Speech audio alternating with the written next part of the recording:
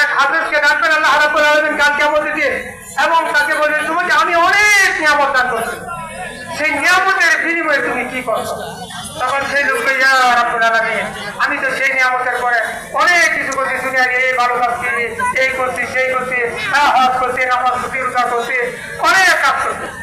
রাব্বুল আলামিন বলবেন তুমি যা করছো সব মিথ্যা বলছো, এগুলো তুমি তোমার নামার জন্য করছো। উলকিয়া ফিন্নার, তাকে ঠ্যাঙ্গে ধরে উপর করে শিক্ষা জাহান্নামে নিক্ষেপ করবে বলে নাউযুবিল্লাহ মিন যালিক।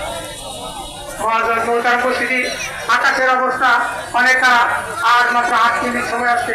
ইনশাআল্লাহ আমরা নামাজের জন্য প্রস্তুত হব। কুরবানির আর 2 মিনিট একটু কথা বলি, আমি ইনশাআল্লাহ শেষ করে দেব। ইনশাআল্লাহ ইনশাআল্লাহ চুপ করেন, দেখতেছি আকাশের অবস্থা খারাপ, চুপ করেন। ওই হুল্লা করে ঝামেলা আছে, চুপ করেন। মুসল্লি কখন হুল্লা করা যাবে না, হুল্লা মজা উপস্থিতি। মুসল্লি যদি কোনো হইহুল্লা করে, ইমাম সাহেবকে যদি কোনো নির্দেশ দিতে চায়, ওই মুসল্লির নামাজ বরবাদ হয়ে যাবে। সাবধানে কথা বলতে হবে। মসজিদে নামাজ যায় বলবে ইমাম সাহেব নামাজের সময় হয়ে গেছে, আস্তাগফিরুল্লাহ করেন। মসজিদে যাবেন, যেখানে যাবেন, কখনো ওই কাজ করা যাবে না।